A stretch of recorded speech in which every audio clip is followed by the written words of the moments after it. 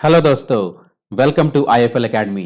तो पिछले video lecture में हम क्लास 10th का चैप्टर हाइट एंड डिस्टेंस के इंपॉर्टेंट क्वेश्चंस सॉल्व कर रहे थे। अब आइए नेक्स्ट क्वेश्चन पर चलते हैं।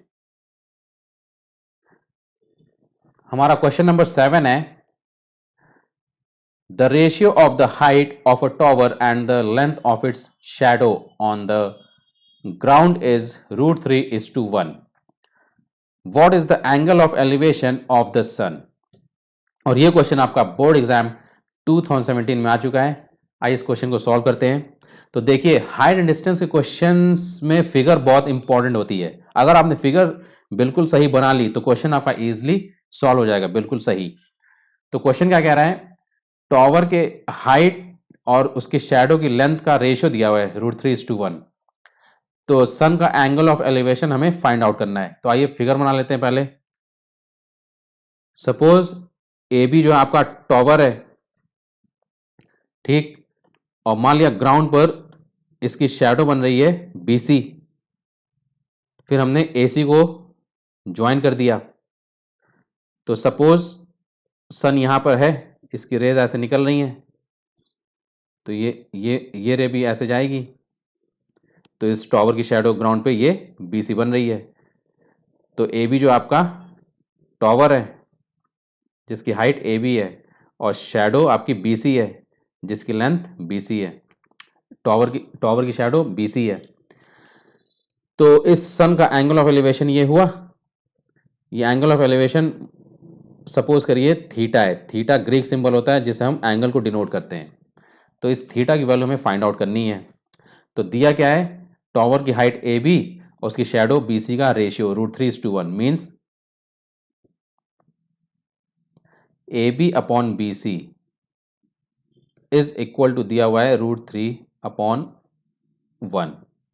अब आइए in right angle triangle ABC में टॉवर हमेशा ग्राउंड से वर्टिकल होता है 90 डिग्री एंगल पे। In right angle triangle ABC,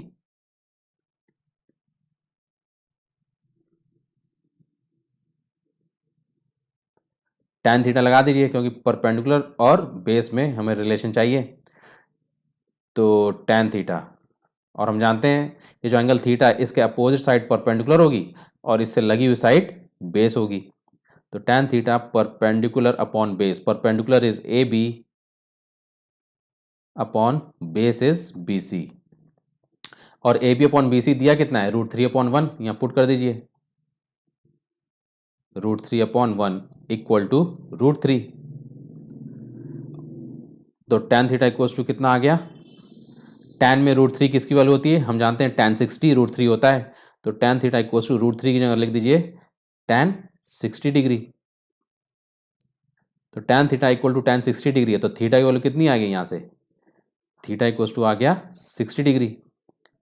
तो एंगल ऑफ एलिवेशन ऑफ सन कितना आया, 60 degree. This is the final answer. अब आइए नेक्स्ट क्वेश्चन पर चलते हैं। हमारा क्वेश्चन नंबर 8 है, a moving boat is observed from the top of a 150-meter high cliff moving away from the cliff. The angle of depression of the boat changes from 60 degree to 45 degree in 2 minutes. Find the speed of boat in meter per hour. तो और ये question आपका board exam 2017 में आ चुका है। आइए इस question को सॉल्व करते हैं। तो क्वेश्चन क्या कह रहा है, एक बोट मूव कर रही है क्लिफ से अवे। तो क्लिफ के टॉप से जब बोट को हम देख रहे हैं तो एंगल ऑफ डिप्रेशन चेंज हो रहा है 60 डिग्री टू 45 डिग्री, कितने में, इन 2 मिनट्स में। तो स्पीड ऑफ बोट पूछी है। तो आइए इसकी पहले फिगर बना लेते हैं।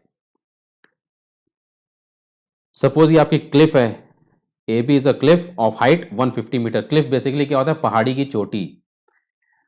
तो ए बी क्लिफ है ऑफ हाइट 150 मीटर।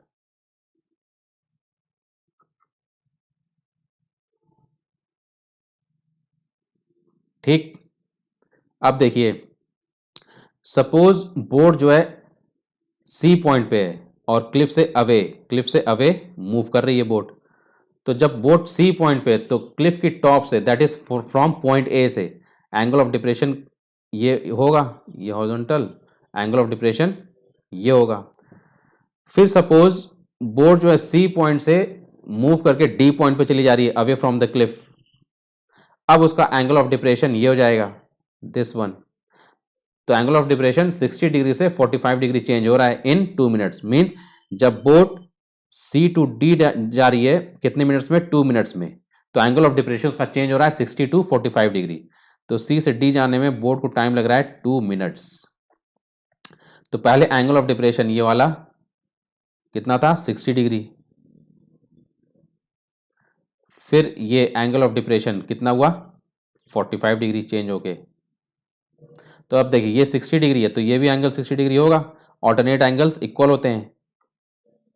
ये वाली ऊपर वाली हॉरिजॉन्टल लाइन और ग्राउंड वाली हॉरिजॉन्टल लाइन आपस में पैरेलल होंगी, तो ये ऑल्टरनेट एंगल बन रहे हैं। Alternate angles are equal. ऐसे ही ये 45 डिग्री, तो ये भी 45 डिग्री होगा। Alternate angles are equal. और जो क्लिफ जो है ग्राउंड से वर्टिकल होगी 90 डिग्री पे। तो स्पीड ऑफ बोट पूछा, तो स्पीड हम जानते हैं डिस्टेंस अपॉन टाइम होती है। तो 2 मिनट्स में बोट कितनी डिस्टेंस ट्रेवल कर रही है, सी डी। तो सी डी निकाल लें, उसको डिवाइड कर दे 2 मिनट से, तो स्पीड ऑफ बोट आ जाएगी। तो इस क्वेश्चन को सॉल्व करते हैं। तो सी डी के लिए पहले इस ट्राइंगल में चलते हैं, ये वाला जो ट्राइंगल है, in right angle triangle A B C, इससे बी सी निकाल लेते हैं।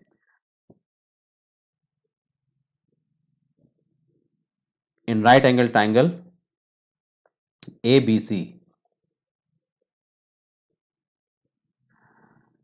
tan 60 लगा दीजिए, क्योंकि परपेंडिकुलर पता है हमें 150 और बेस बी सी चाहिए, तो tan 60 degree will be equal to perpendicular 150 upon base B C. tan 60 कितना होता है, √3। ये सब पता होना चाहिए आपको। √3 equals to 150 upon B C, cross multiply कर दीजिए, तो बी सी कितना आ गया, 150 अपॉन √3। अब देखिए डिनोमिनेटर में कभी भी इररेशनल नंबर नहीं रखना चाहिए। √3 इररेशनल नंबर है, क्योंकि उससे कैलकुलेशन थोड़ी टफ हो जाएगी। तो हम हमेशा डिनोमिनेटर को रैशनलाइज कर देते हैं, जिससे कैलकुलेशन हमारी इजी हो जाए। तो नीचे √3 है, उसको रैशनलाइज करना है, तो √3 से ऊपर नीचे हम मल्टीप्लाई कर देंगे। ये सब आप रैशनलाइजेशन पढ़ चुके हैं क्लास 9th में, नंबर सिस्टम में। B C will be equal to ऊपर नीचे √3 से हमने मल्टीप्लाई किया, तो 150 था, 150 इंटू √3 अपॉन √3 था पहले से, फिर इंटू √3 कर दिया। अब देखिए बी सी कितना आ गया, ऊपर तो 150 √3 हुआ, अपॉन में √3 इंटू √3 3 हुआ। अब देखिए 3 से 150 डिवाइड हो जाएगा, तो डिनोमिनेटर हट गया। देखिए कैलकुलेशन कितनी इजी हो गई, 3 5 से 15 0। तो बी सी आ गया आपका 50 √3 मीटर। ठीक। अब आइए right angle triangle A B D में। In right angle triangle A B D,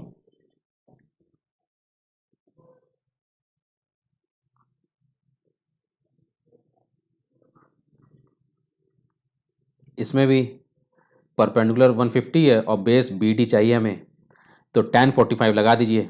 tan 45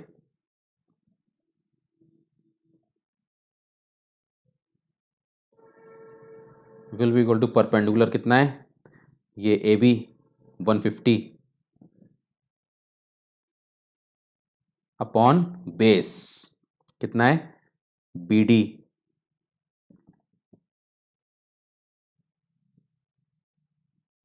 tan 45 कितना होता है, 1 होता है, इक्वल्स टू 1, क्रॉस मल्टीप्लाई कर दीजिए, तो बी डी इक्वल्स टू कितना आ गया, 150। ठीक। तो बी डी भी आ गया, बी सी भी आ गया, तो सी डी निकल जाएगा। बी डी है क्या, B C plus C D. B D is B C plus C D equals to 150, और बी सी कितना है, 50 √3 है। बी सी इज 50 √3, तो यहाँ रख दीजिए बी सी की value 50 √3 plus C D equals to 150। तो सी डी कितना आया, C D equals to 150 minus 50 √3। इसमें 50 कॉमन है, फिर 50 कॉमन लिया तो क्या है यहाँ पे 53 सा 150 और ये -√3 मीटर। तो CD आ गया। अब देखिए हमें डिस्टेंस CD पता चल गई और टाइम 2 मिनट्स दिया हुआ, तो स्पीड ऑफ बोट क्या हो गई, speed of boat will be equal to distance upon time. Distance is CD, time ले लिए T। CD कितना है 50 ब्रैकेट में 3 -√3 मीटर अपॉन टाइम है 2 मिनट्स। तो ये स्पीड आई आपकी मीटर पर मिनट में, लेकिन उसने पूछा किस में है, मीटर पर आवर में। तो बस 2 मिनट्स को हम आवर में कन्वर्ट कर देंगे। तो हम जानते हैं as we know that 60 minutes is equal to 1 hour. तो 2 मिनट्स में कितने hour, 2 minutes will be equal to 1/60 into 2 hours. ये 2 से कैंसिल, 2 1 जा 2 30 जा इक्वल्स टू 1 अपॉन 30 आवर्स। तो 2 मिनट्स में 1 अपॉन 30 आवर्स, तो यहाँ पे वैल्यू रख दी 2 मिनट्स की आवर्स में। तो ये हो गया 50 इंटू 3 -√3 अपॉन 2 मिनट्स में 1 अपॉन 30 आवर्स, 1 अपॉन 30। तो ये स्पीड आ गई मीटर पर आवर में। तो ये 1 अपॉन 30 में ये 30 ऊपर चला जाएगा, तो क्या हो जाएगा ये इक्वल टू, तो 50 इंटू 30 ब्रैकेट में 3 -√3 मीटर पर आवर। तो अब देखिए √3 वैल्यू हमेशा लास्ट में रखते हैं। वैसे तो इतना भी आंसर सही है, लेकिन इसको फर्दर आपको सिंप्लीफाई करना है, तो √3 रख दीजिए 1.732। तो ये इक्वल टू आ गया 5, ये 50 इंटू 30 कितना हुआ 1500 ब्रैकेट में 3 -√3 कितना होता है 1.732 मीटर पर आवर। इसको जब पूरा सिंप्लीफाई करेंगे तो ये कुछ आएगा आपका 1902 मीटर पर आवर। ये आपका फाइनल आंसर हुआ 1902 metre per hour speed of boat. और यहाँ तक भी ठीक था, अगर यहाँ तक भी कर दें तो कोई बात नहीं, लेकिन फर्दर आप इसको ऐसे सिंप्लीफाई कर सकते हैं। अब आइए नेक्स्ट क्वेश्चन पर चलते हैं। This is the final answer. Question number 9 है हमारा, the angle of elevation of a cloud from a point 60 meter above the surface of water of lake is 30 degree and angle of depression of its shadow in water of lake is 60 degree. Find the height of the cloud from the surface of water। ये question आपका board exam 2017 में आ चुका है। बहुत ही बढ़िया question है, इसको अच्छे से समझिएगा। तो देखिए क्वेश्चन क्या कह रहा है, क्लाउड का angle of elevation from a point 60 metre above the surface of water से कितना है 30 डिग्री है, और उसी पॉइंट से क्लाउड की शैडो का एंगल ऑफ डिप्रेशन कितना है 60 डिग्री है। तो क्लाउड की हाइट पूछा है from the surface of water. तो आइए पहले फिगर बना लेते हैं, अभी सॉल्व हो जाएगा क्वेश्चन। सपोज ये वाटर की सरफेस है, A B is the surface of water, नीचे खूब सारा पानी है।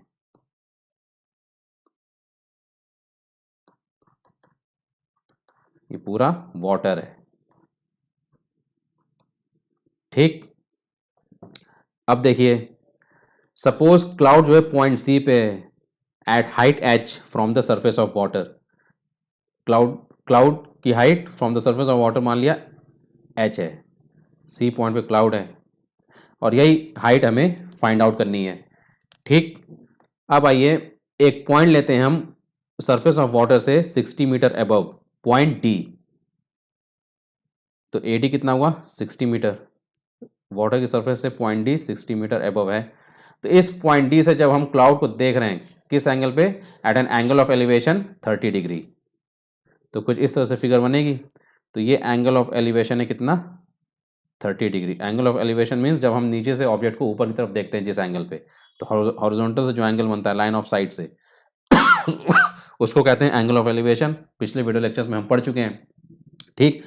अब देखिए फिर क्या कह रहा है, क्लाउड की जो शैडो बन रही है, तो below the surface of water cloud की शैडो बनेगी। तो जितनी हाइट पे क्लाउड है from the surface of water, उतनी ही डेप्थ पे क्लाउड की शैडो बनेगी below the surface of water. तो मान लिया क्लाउड की शैडो बन रही है एट पॉइंट एफ, तो बी एफ जो है बी सी के इक्वल होगा, बी सी एच है तो बी एफ भी कितना होगा, एच होगा। तो अब क्या कह रहा है, इस पॉइंट डी से हम क्लाउड की शैडो को देख रहे हैं एफ पे at an angle of depression 60 degree. तो डी से जब हम नीचे देखेंगे एफ को, तो ये एंगल ऑफ डिप्रेशन बनेगा हॉरिजॉन्टल लाइन से।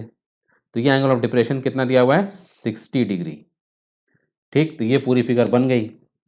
तो हमें अब एच फाइंड आउट करना है, तो आइए सॉल्व करते हैं इस क्वेश्चन को। और ये एंगल 90 डिग्री होगा, ये एंगल भी 90 डिग्री होगा। तो ए डी 60 है तो बी ई भी 60 होगी, ये भी 60 मीटर होगा। रेक्टेंगल की अपोजिट साइड्स इक्वल होती हैं। अब देखिए, ये 60 और बी सी टोटल एच है, तो ई सी कितना हो जाएगा, एच माइनस 60। ये आपका ई सी कितना, एच माइनस 60। ठीक, तब आइए पहले इस छोटे वाले ट्राइंगल में देखते हैं। In right angle triangle C E D,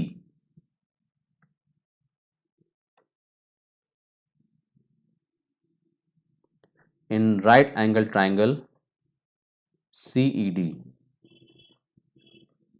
tan theta लगा दीजिए tan 30, क्योंकि परपेंडिकुलर पता है हमें, और बेस, ये बेस डी को ले लीजिए डी, स्मॉल डी, डी की लेंथ ले ली हमने स्मॉल डी। तो tan 30 degree will be equal to perpendicular upon base, perpendicular कितना है सीई, अपॉन बेस कितना है डीई। tan 30 क्या होता है, 1/√3 will be equal to CE, CE कितना H minus 60, H minus 60 upon base DE को हमने डी लिया है, तो क्रॉस मल्टीप्लाई कर दीजिए। तो क्या हो गया, डी इक्वल्स टू आ गया √3 इंटू एच माइनस 60। इसको फर्स्ट इक्वेशन लीजिए। ठीक, अब आइए इस बड़े राइट एंगल ट्राइंगल में, in right angle triangle D E F,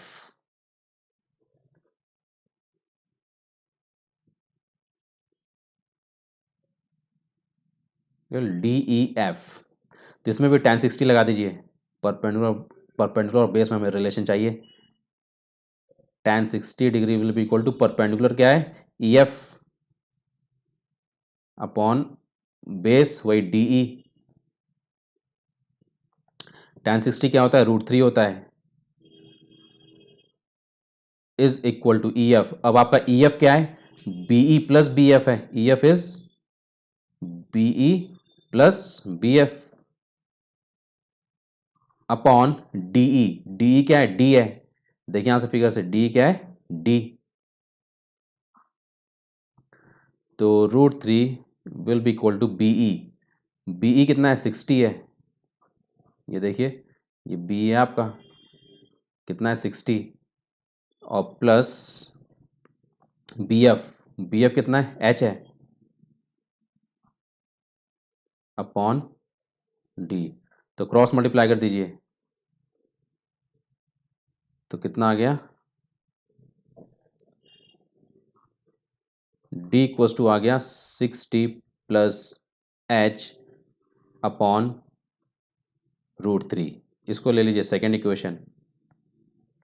तो देखिए फर्स्ट इक्वेशन से डी इक्वल्स टू ये है, और सेकेंड इक्वेशन से डी इक्वल्स टू ये, तो दोनों को इक्वेट कर दीजिए, क्योंकि हम जानते हैं कि अगर ए इक्वल्स टू बी है और ए इक्वल्स टू सी है, तो implies B equals to C होगा। तो √3 टाइम्स ये कितना है, √3 times H minus 60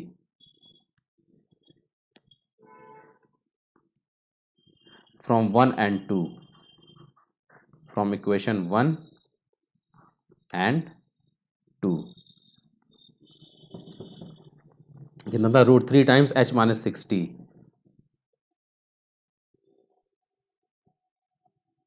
H minus 60 will be equal to, ये सेकंड इक्वेशन क्या है, 60 plus H upon root three, 60 plus H upon root three. तो रूट थ्री को इधर क्रॉस मल्टीप्लाई कर दीजिए, तो root three into root three three हो गया, 3 into H minus 60 will be equal to 60 plus H, three से ब्रैकेट में मल्टीप्लाई कर दीजिए। ये मैं स्टेप बाय स्टेप क्यों समझा रहा हूँ कि हर बच्चे को सारा क्वेश्चन पूरा, हर कैलकुलेशन सब समझ में आए कि कैसे इजी वे में कैलकुलेशन की जाती है। 3h minus 16 into three 180 equals to 60 plus H, तो 3h माइनस एच 2h हुआ, ये माइनस 180 इधर आएगा तो प्लस 180 हो जाएगा, 180 plus 60 will be equal to 240, तो h इक्वल्स टू कितना आ गया 240 अपॉन टू, तो 2 से डिवाइड हो जाएगा, ये 2 वन ज़ा 2 वन ज़ा 2 टू ज़ा 0, 120 मीटर। तो इसका मतलब क्लाउड की height above the surface of water कितनी हुई, 120 metre. This is the final answer. ये पूछा था height of cloud from the surface of water, यही है BC। ये जो हाइट h ली थी हमने कितनी आई, 120 मीटर।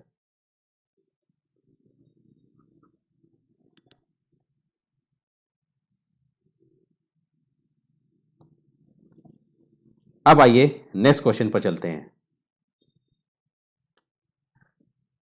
क्वेश्चन नंबर 10 है, as observed from the top of a 100-meter high lighthouse from the sea level, the angles of depression of two ships are 30 degree and 45 degree. If one ship is exactly behind the other on the same side of lighthouse, find the distance between the two ships. ये question आपका board exam 2018 में आ चुका है। आइए इस question को solve करते हैं। तो क्वेश्चन क्या कह रहा है, एक 100 मीटर हाई लाइट हाउस है, तो टू शिप्स सेल कर रहे हैं on the same side of light house, एक के पीछे दूसरा। तो उन दोनों शिप्स के angles of depression from the top of a light house कितना कितना दिया हुआ है, 30 डिग्री एंड 45 डिग्री।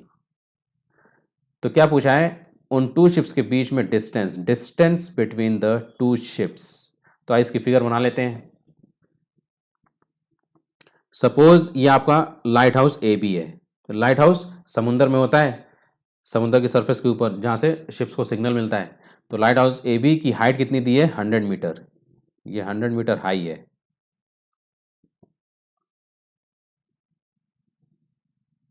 ठीक, तो तो सपोज टू शिप्स, एक शिप पॉइंट सी पे है, दूसरा शिप पॉइंट डी पे, एक दूसरे के पीछे हैं और on the same side of light house हैं। ठीक तो जब इन शिप्स को हम from the top of light house से देख रहे हैं, फ्रॉम पॉइंट ए से, तो angles of depression 30 degree and 45 degree दिए हुए हैं। तो सपोज शिप सी तो शिप सी का angle of depression point A से क्या हो जाएगा, ये मान लिया हॉरिजॉन्टल लाइन है पॉइंट ए से, तो ये हो जाएगा, इस एंगल पर हम देखेंगे शिप सी को पॉइंट ए से। ऐसे ही शिप डी का angle of depression point A से ये हो जाएगा, इस एंगल पे देखेंगे। तो अब देखना है कौन सा 30 डिग्री कौन सा 45 डिग्री है एंगल ऑफ डिप्रेशन। जो छोटा होगा वो 30 डिग्री होगा और जो बड़ा एंगल होगा वो 45 डिग्री होगा। तो ये वाला एंगल बड़ा एंगल है, तो ये हो जाएगा एंगल ऑफ डिप्रेशन 45 डिग्री। ये एंगल छोटा एंगल है, तो ये हो जाएगा एंगल ऑफ डिप्रेशन 30 डिग्री। ठीक, तो कोई कंफ्यूजन नहीं। तो ये जब 45 है तो ये भी 45 डिग्री होगा, ऑल्टरनेट एंगल्स इक्वल होते हैं। ऐसे ये 30 है तो ये भी एंगल 30 डिग्री होगा, ऑल्टरनेट एंगल्स आर इक्वल। और लाइट हाउस वर्टिकली अबव होगा सरफेस ऑफ सी से, नीचे ये पूरा सी है जिसमें शिप सेल कर रहे हैं। तो distance between the two ships पूछा है, यही डिस्टेंस सी डी, इन दो शिप्स के बीच में डिस्टेंस है सी डी। तो कुछ नहीं, तो आइए पहले राइट एंगल ट्राइंगल एबीसी में देखते हैं। In right angle triangle ABC,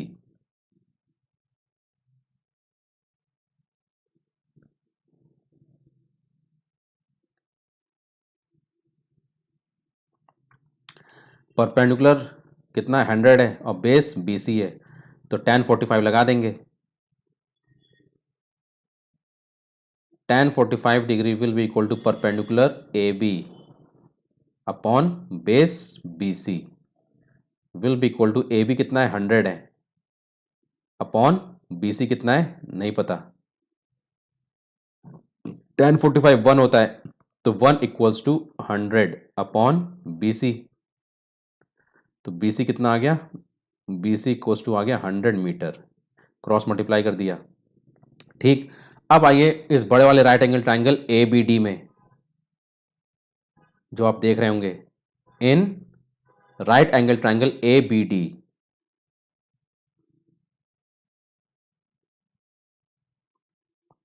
इसमें भी परपेंडिकुलर AB पता है 100 और बेस BD चाहिए, तो tan 30 लगा देंगे। tan 30 will be equal to perpendicular AB upon base BD। tan 30 कितना होता है 1 upon √3 will be equal to AB कितना है 100 है अपॉन BD कितना है नहीं पता, क्रॉस मल्टीप्लाई कर दिया, तो क्या आ गया BD इक्वल्स टू 100 √3। ठीक, और BD है क्या BC प्लस CD है, BD is BC plus CD,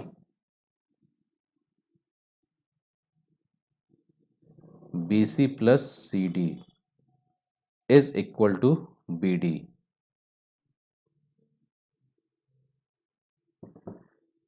अब देखिए BC कितना आया था 100 आया था, तो BC को लिख दिया हमने 100 और CD हमें चाहिए distance between the two ships equals to BD कितना आया था 100 √3 आया था, 100 √3, तो यहाँ से CD कितना आया, CD equals to 100 √3 minus 100, how much 100 common, bracket में √3 माइनस 1।